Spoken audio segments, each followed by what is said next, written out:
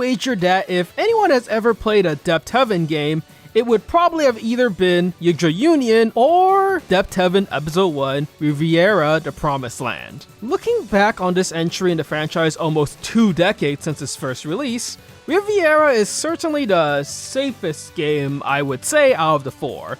The story is pretty standard for the most part, while I think every Dept game contrasts the cute SD characters with a surprisingly serious and dramatic war story. Riviera is a fairly fluffy game where Etzo, or Ein as he is localized as, runs around with his harem of girls. I mean, it's not entirely cute. Serene's entire race of Arcs has just recently been subjected to a genocide, but the focus is really on Ein solving problems with his party comprised entirely of females. While most of the other entries are full of incredibly diverse mechanics which you gotta learn or the game throws you 3 ways into Sunday, Riviera is pretty content to let the player enjoy the ride without too much effort on their part. Still, I'm only calling it the safest in relation to the other games in the Dept franchise. I think it still has plenty of very unique gameplay features that you don't normally see in other JRPGs. Tons of secrets to discover, and several different endings, even if it's based on a simple affection meter. Theoretically, if the game was adjusted a little bit, it would have a great gameplay loop. As it currently stands, however, if I had to say which of the 4 games I would consider a great game, it would probably be 3rd on the list. However, if I had to say which one I had the most nostalgia for, Riviera might potentially be number 1 or 2. Anywho, I'm getting ahead of myself, so let's get started by talking about what exactly is Riviera. Riviera the Promised Land came out originally on the WonderSwan color way back in 2002, although, as you might have guessed, I didn't play that version. Which honestly might have been a dang shame, because while that version has terrible music, check out the hair of Lada and Ein, hot damn! Instead, I played the one most people are probably familiar with, the Game Boy Advance version. It later got an enhanced remake in the PSP, which is what I will be showing off here, because this is the version with the enhanced screen, cleaner graphics, cleaner soundtrack, and full voice acting for all the characters. It's even got Japanese and English voice acting. I think the Japanese voice acting is a bit better than the English one for this game, but both are decent. No, they're still very strong. These must have been destroyed in order to build a barricade. Okay, so I lied. The English one is pretty bad at times, but I think that mostly comes from a place of how the script is written and text is displayed. Using the exact same clip as an example, it's pretty clear that the Japanese voice actor for Sierra was given the lines that formulate either whole sentences or goes into another one naturally. この木々にはまだ支えるだけの力があるわ。おそらく外部からの侵入を拒むため声に壊されたと考えるのが自然ね。While the English voice actor sounds like someone starting 3 new sentences with each click. On the other hand, I prefer Ein's English voice actor over their Japanese voice actor, so, you know, there's a bit of good and bad on either side. Moving on to the story, Riviera the Promised Land takes place in, as you might imagine, Riviera. Apparently, Japan thinks Norse mythology is just the coolest thing ever, which I do entirely agree with. So much of the background of the Dept series borrows many elements from Norse mythology. In the world of Riviera, Asgard and Utgard are the homes of the gods and demons respectively. The gods were losing the fight, so they chose to sacrifice themselves to create grim angels who wield diviners. The Grim Angels helped end the war, and both gods and demons were sealed away, with the gods creating sprites to help manage their leftover knowledge in Utgard, now named Riviera. 1,000 years later, the demons are starting to make a return onto Riviera, leading the Magi, who act as the proxies of the god, to decide to blow the crap out of Riviera. Enter in our main characters Ein and Lada, 2 Grim Angels who are sent to carry out the task, and Rose, I guess, who is Ein's talking cat familiar. Ein is pretty hesitant to carry out the task since it involves massacring everyone who currently lives on the island. However, Lada says it's their mission and there's no point in questioning orders. After a confrontation with Ursula, Ein is separated from Lada and Rose and loses all of his memories. Ein then wakes up in a sprite village and is taken care of by the inhabitants. In a bid to repay his benefactors, he joins Lena and Fia as they investigate the first dungeon, after which Ein confronts Ursula once again and regains his memories. From this point on, Ein vows to try and find a way to prevent the Magi from nuking Riviera and the rest of his newfound friends, and that's pretty much the plot of the first Dept Heaven game in a nutshell. While I do classify Riviera as probably the safest game in the series, I don't think that's necessarily a bad thing for the series itself. To be completely honest, if the first Dept Heaven game was, say, Nights in the Nightmare, then we might not even have a series to talk about, since it would have been too strange for the general audience to latch onto. And it's only safe by the standards of the Dept Heaven series. Compared to normal JRPGs out there, there's still a ton of unique features that set Riviera apart from the others. While yes, the basic outline of the battle system is a turn-based battle, it's also an adventure game of sorts, chock full of so many secrets everywhere, and even sudden mini-games that reward you for succeeding and punish you for failing. The gameplay in Riviera conceptually is actually engaging, and is only undermined by two specific things which I'll get to in a bit. Riviera in a nutshell is a game about resource management, whether that be managing TP, which is required to navigate dungeons, managing what items to keep and what to drop with a very limited inventory space, or managing affection meters for the 4 different heroines. Essentially, every dungeon in the game consists of a ton of different rooms, and you can navigate these rooms by clicking one of your D-pad, up, down, left, right, depending on the room. You can also switch to interacting with objects in any room, with each room usually having 1 to 4 different things to interact with. How they made this system interesting or annoying, depending on how you look at it, is by making the exploration take a resource called TP. While running through the most basic route of a dungeon takes no TP, anytime you try to investigate an object or path that is shown in red, it takes 1 TP. The only way to increase this TP is by beating the crap out of monsters as efficiently as possible.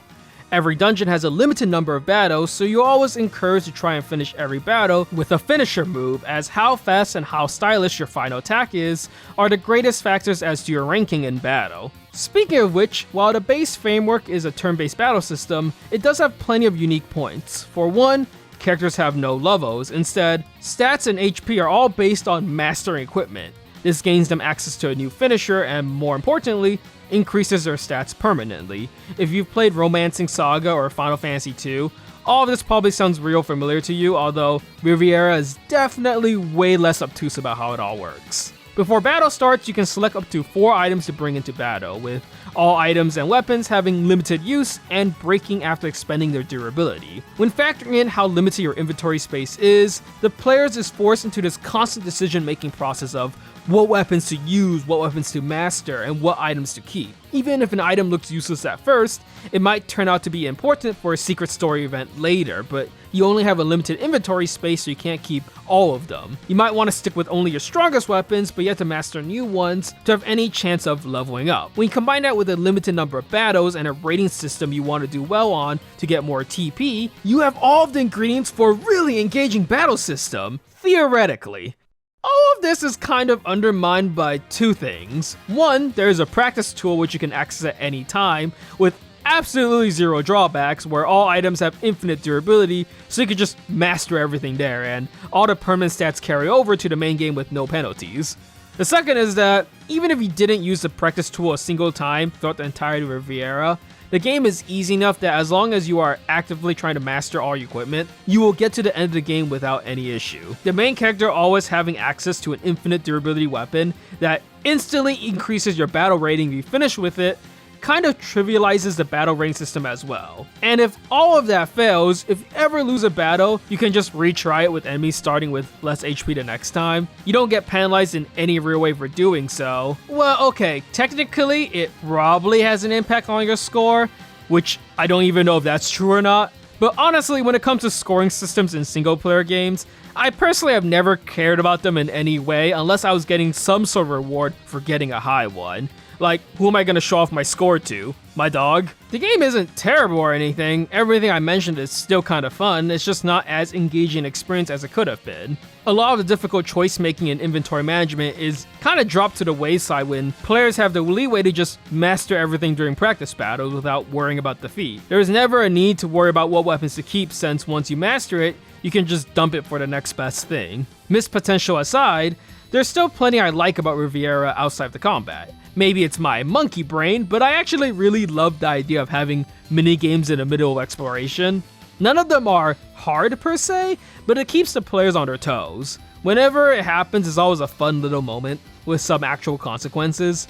Stuff like timing puzzles, hitting the right combination of buttons within a time limit. It's always a great change of pace. None of these consequences are game-changing, of course, but they can reward items, permanent upgrades, or even key items related to secrets. Completing minigames successfully also might just be for the sake of avoiding penalties as well. Some people might dislike this, but I was actually pleasantly surprised by just the sheer amount of secrets located inside Riviera. First time I played it, I was a wee child and I didn't worry about such things at all. It was only on my second playthrough onwards, when I was a tad bit older, that I was surprised at just how much of the game I technically missed. Granted, none of these things really have any ramifications on the main plot, but it did lead to a ton of missable scenes and affecting the world in small ways. It's also important for getting access to a ton of extras, most of which aren't important in any real way, but just think of it as a cute bonus. I think the only one players would be remotely interested in would be the extra chapter. The highlight of this extra chapter is not only the fact that you get one new endgame dungeon to mess around in,